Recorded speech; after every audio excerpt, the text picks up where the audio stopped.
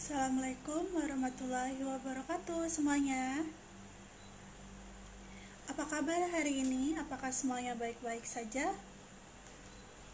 Tidak ada yang merasa pusing atau galau gitu karena materi kemarin? Tidak ya? Masih semangat dalam belajar? Baik. Oke. Pada hari ini Ibu akan memberikan materi tentang sistem reproduksi pada manusia. Nah, sebelum masuk ke materi, Ibu ingin bertanya kepada semuanya, apakah materi yang minggu lalu kalian sudah paham atau ada yang ingin ditanyakan mungkin?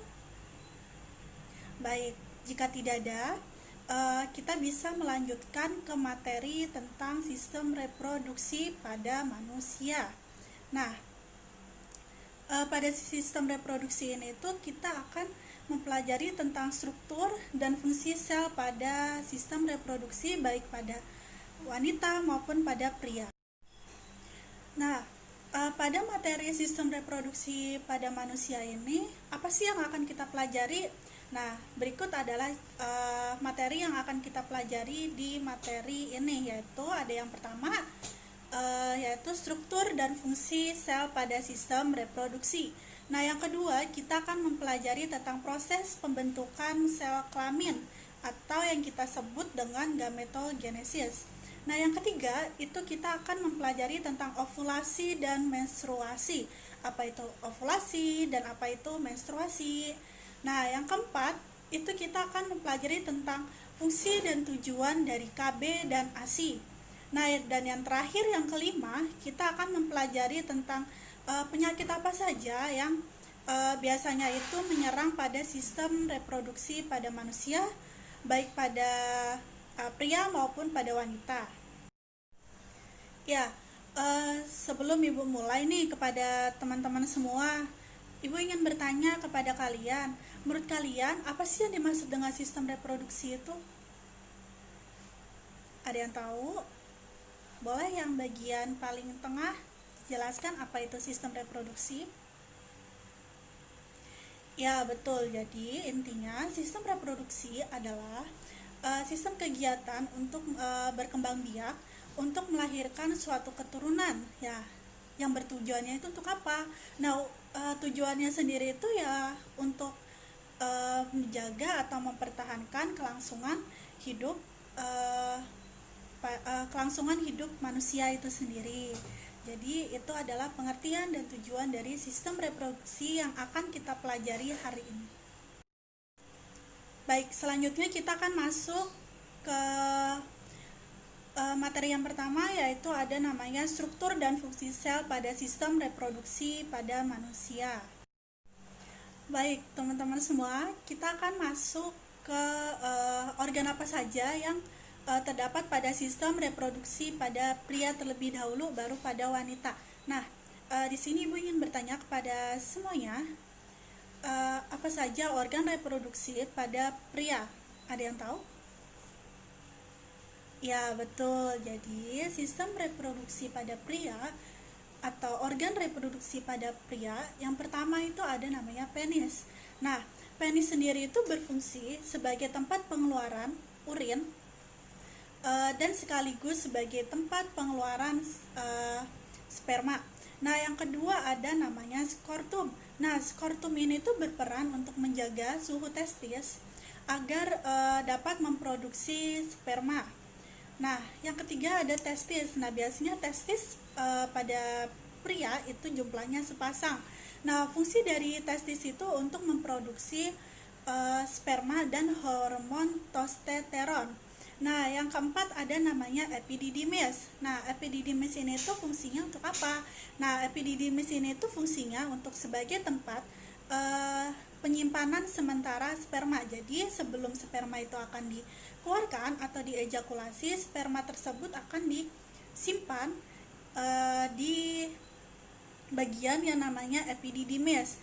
Nah, yang kelima ada namanya saluran uretra. Nah, saluran uretra ini tuh adalah saluran yang terdapat dalam penis. Nah, dan merupakan sebagai akhir dari organ reproduksi pada pria.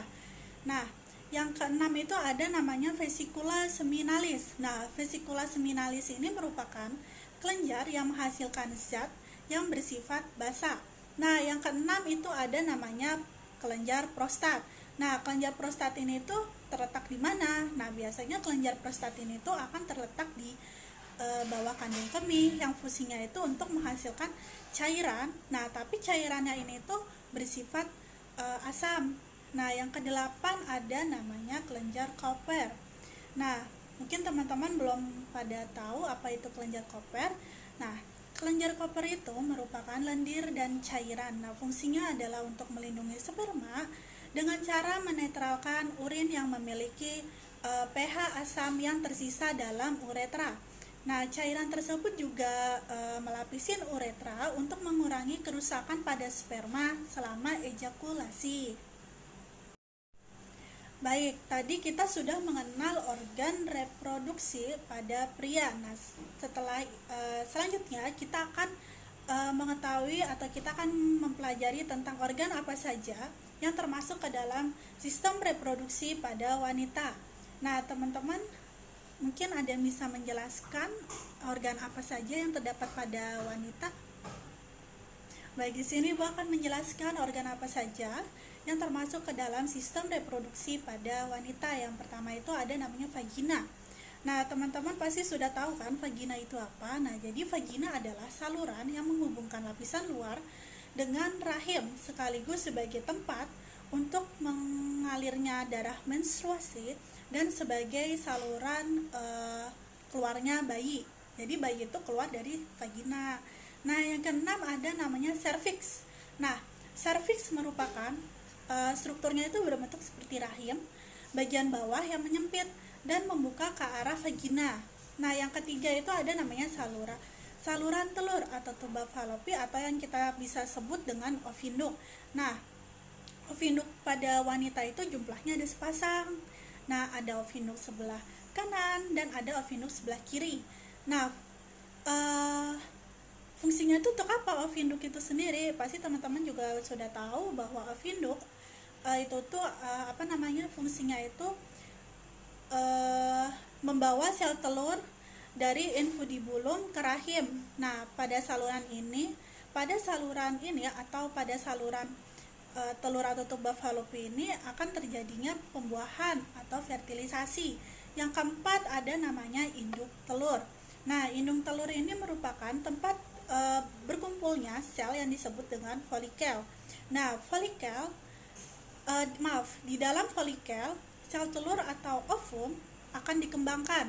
Jadi sel telur itu akan dikembangkan di dalam folikel tersebut. Nah, di dalam folikel ini itu juga menghasilkan hormon perempuan. Nah, hormon perempuan itu apa aja sih? Yaitu yang pertama ada hormon estrogen dan yang kedua adalah hormon progesteron. Nah, yang kelima ada namanya rahim. Nah, fungsi rahim itu untuk apa? Ya, betul. Fungsi rahim itu sebagai tempat perkembangan janin setelah sel telur dibuahi oleh sperma. Jadi janin itu akan tumbuh dan berkembang di dalam rahim. Nah, yang keenam ada namanya dinding rahim. Rahim pasti memiliki dinding dong, ya kan? Nama dari dinding rahim ini disebut dengan endometrium. Nah, endometrium sendiri atau dinding rahim ini fungsinya untuk apa? Nah, untuk pembentukan plasenta. Jadi, sel telur yang dihasilkan dari indung telur disebut juga dengan ovum. Jadi, plasentanya itu tuh akan terbentuk di dalam dinding rahim. Baik, tadi kita sudah mengenal organ dan fungsi dari sistem reproduksi pada pria dan pada wanita. Di sini kita akan mempelajari tentang proses pembentukan sel kelamin atau yang disebut dengan gametogenesis. Ya, tadi kita sudah membahas organ kan. Nah, sekarang kita akan membahas tentang proses pembentukan kelamin atau gametogenesis. Nah, sel gamet terbagi menjadi dua, yaitu ada sel gamet jantan atau spermatozoa yang dihasilkan di testis dan ada gamet betina, yaitu yang disebut dengan ovum. Nah, sebelum mereka saling bertemu nih, ya kan, yaitu sperma dan sel telur bertemu, akan terjadinya proses pembuahan. Nah, kedua saluran kelamin ini akan melalui proses yang dinamakan dengan proses pematangan yang akan dilepaskan. Jadi setelah sel telur dan sel sperma ini bertemu nih, mereka akan ada namanya proses pematangan, lalu yang nantinya akan dilepaskan. Bagaimana proses pembentukan sel kelamin tersebut? Ya, baik. Yang pertama kita akan membahas proses pembentukan sel kelamin pada gamet jantan atau spermatogenesis. Nah, jadi spermatogenesis adalah awal dari proses pembentukan sel spermatozoa atau yang kita kenal dengan sel sperma. Nah, spermatogenesisnya itu terjadi di mana? Biasanya akan terjadi di testis, tepatnya di bagian tubulus seminiferus. Nah, tubulus seminiferus ini berperan penting pada proses pembentukan sperma. Kenapa? Karena pada dindingnya terdapat calon sperma atau spermatogonium atau yang disebut juga dengan spermatogenia yang jumlahnya sangat banyak atau bahkan ribuan. Nah, benih-benih dari sperma ini akan diberi nutrisi oleh sel Sertoli. Nah, sel Sertoli ini tuh juga terdapat di tubulus seminiferus. Nah, untuk bisa melakukan pembelahan sel, yaitu ada pembelahan mitosis dan pembelahan meiosis, hingga pada akhirnya akan terbentuk menjadi sperma yang matang. Nah, sperma yang matang ini tuh kemudian akan disimpan di suatu saluran yang terletak di belakang testis, yaitu ada epididymis. Nah, dari epididymis kemudian sperma akan bergerak ke bagian lain yang dinamakan dengan vas deferens dan ductus ejaculatorius. Nah, di dalam ductus ejaculatorius, cairan yang dihasilkan oleh reproduksi lainnya seperti vesikula seminalis, kelenjar prostat, lalu ditambahkan pada sperma hingga terbentuklah cairan yang bisa disebut sebagai semen atau air mani. Nah, cairan ini tuh kemudian akan menuju uretra dan akan dikeluarkan pada saat ejakulasi. Selanjutnya ada proses pembentukan pada sel kelamin betina atau yang dinamakan dengan oogenesis. Nah, gimana prosesnya? Jadi, oogenesis itu adalah proses pembentukan sel telur atau ovum di dalam induk telur yang disebut dengan ovarium. Nah, jadi kita tahu nih proses pembentukan sel telur itu di mana? Yaitu ya di dalam indung telur, yaitu di ovarium gitu. Nah, habis itu oogenesisnya itu, jadi proses dari oogenesis itu dimulai dalam pembentukan benih-benih sel telur yang disebut oogenia. Nah, oogenia itu adalah pembentukan benih sel-sel telur. Nah, pada saat pembentukan sel telur pada perempuan itu dimulai sejak di dalam kandungan ibu. Nah, ketika masih berbentuk janin yang sudah memiliki organ reproduksi, sama seperti pembentukan sperma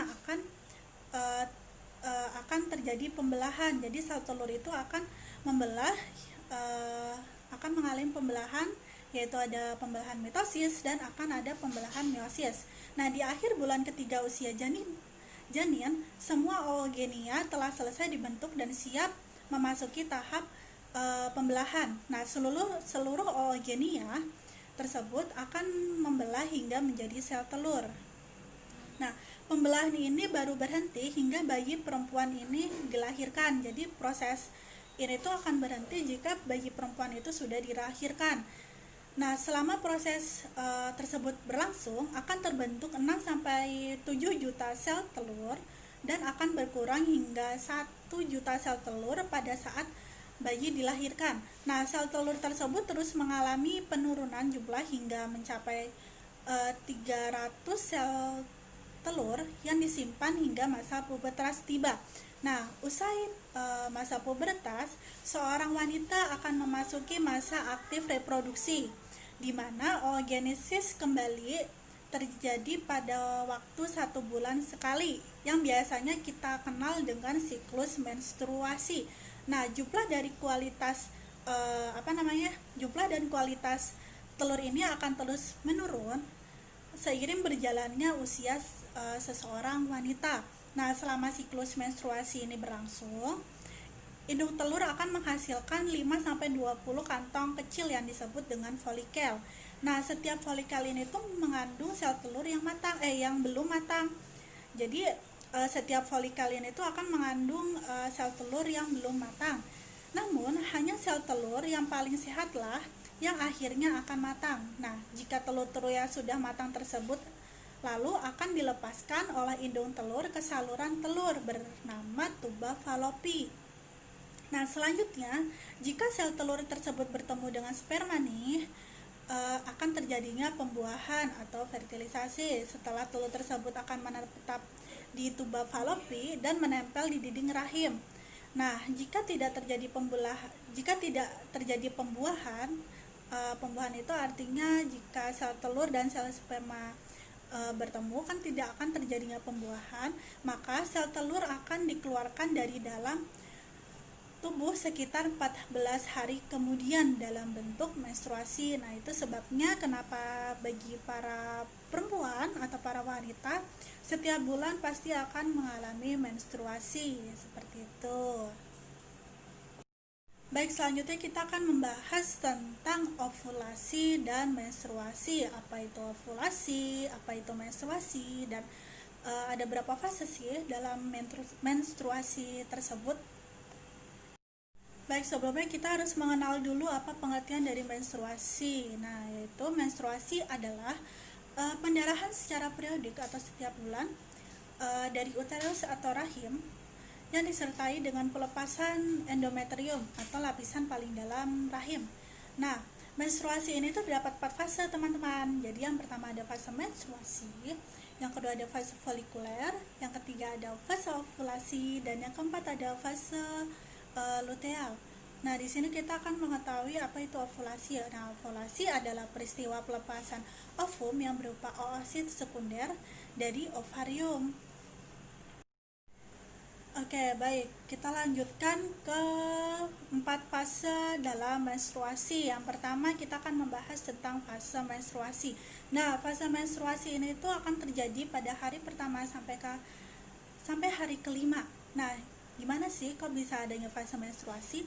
Yaitu ketika kadar estrogen dan progesteron, tadi kan kita sudah membahas hormon pada perempuan, yaitu ada hormon estrogen dan progesteron. Nah, ketika hormon tersebut menurun atau bahkan menghilang, maka akan menyebabkan pembuluh darah pada endometrium akan menegang, sehingga menyebabkan suplai oksigen akan menurun.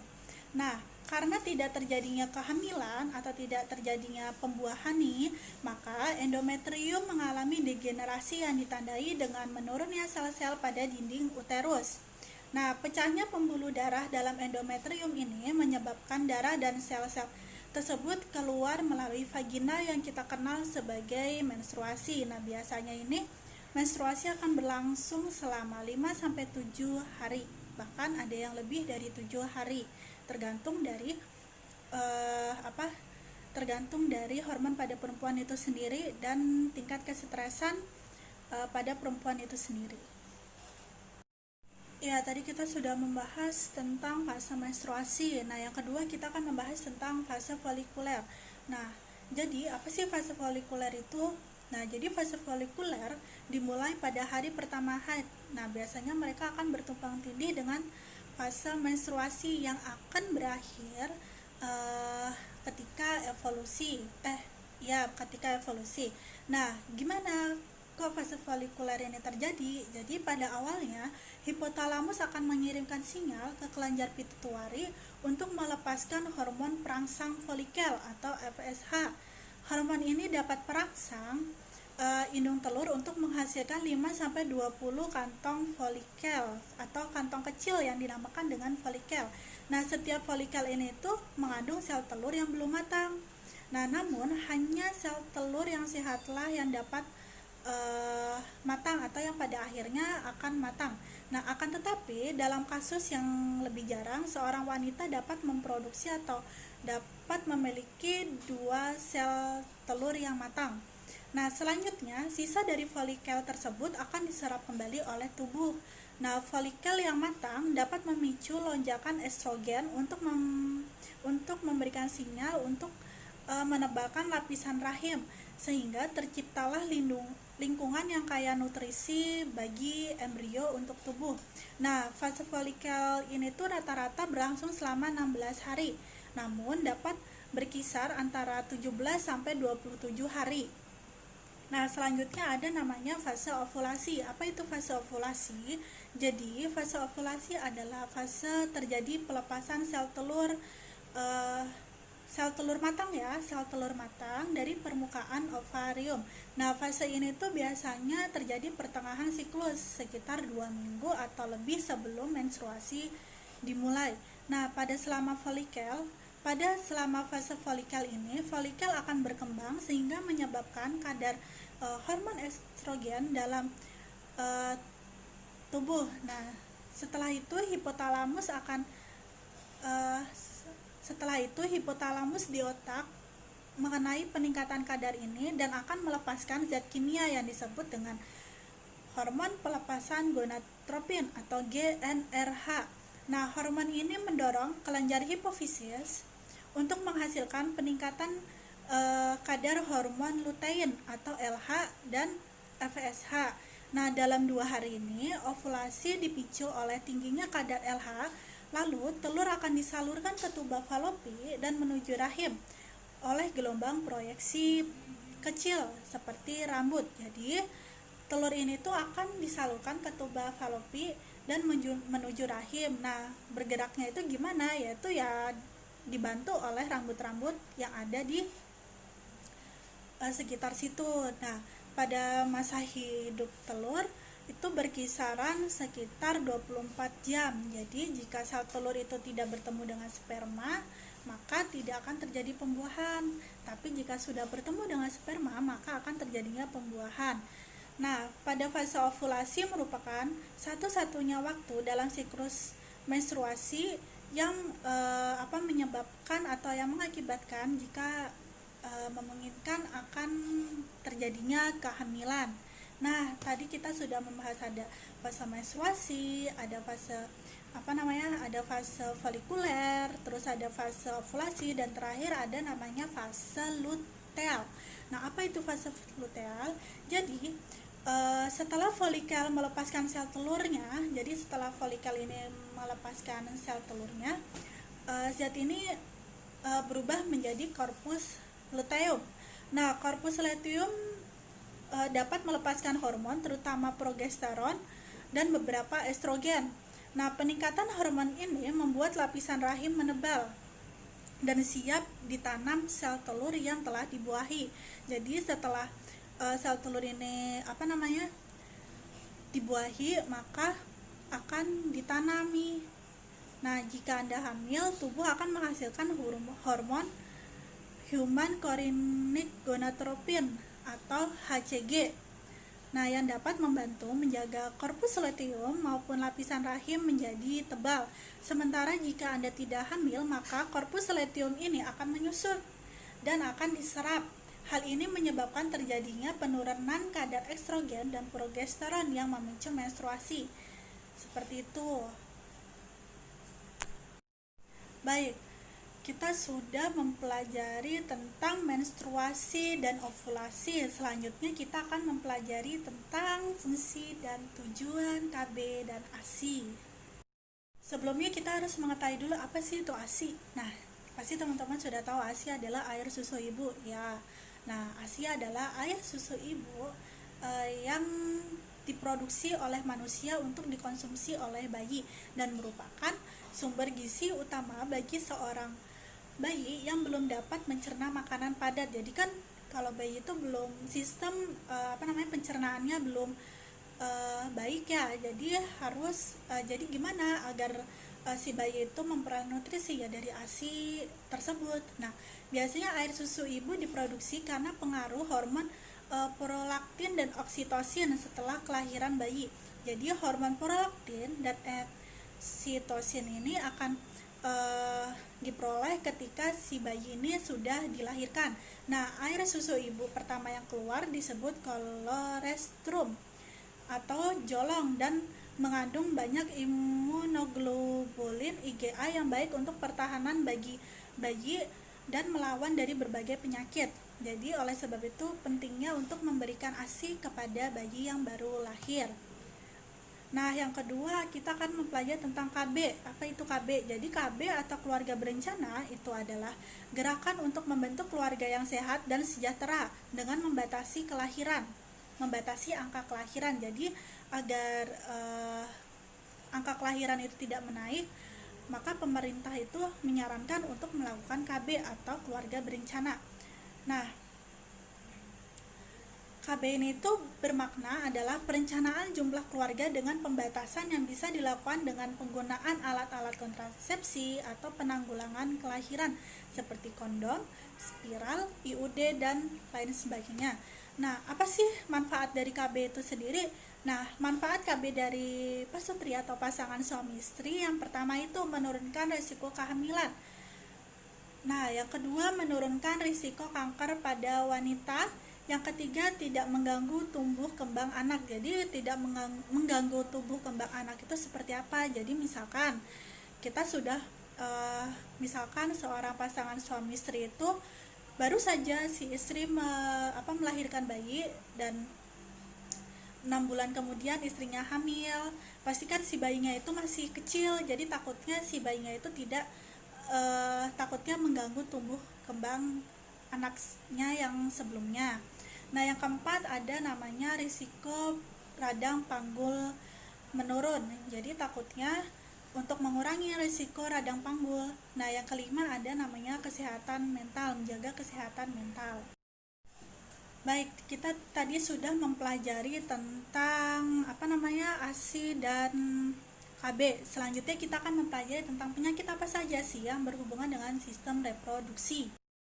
Ya, kita akan membahas tentang kelainan atau penyakit pada sistem reproduksi. Yang pertama itu pada sistem reproduksi pada wanita.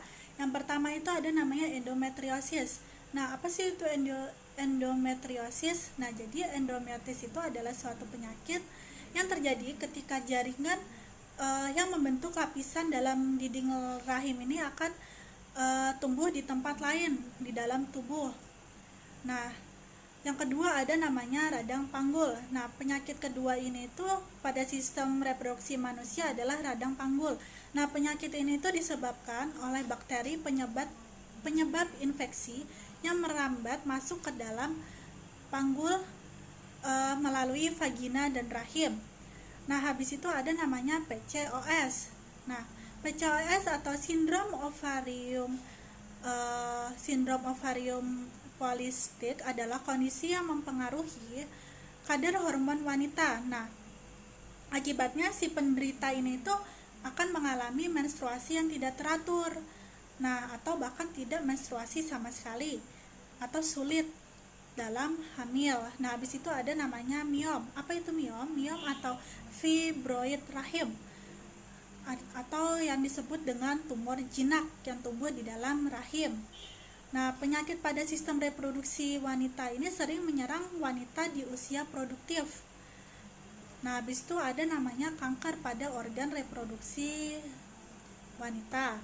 Nah, selanjutnya kita akan mempelajari tentang penyakit apa saja yang terdapat pada sistem reproduksi pada pria, yaitu yang pertama ada namanya epididymis.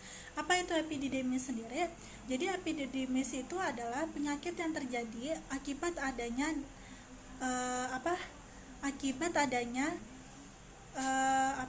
bahaya pada epididymis, yakni saluran di dalam skortum yang menempel pada testis.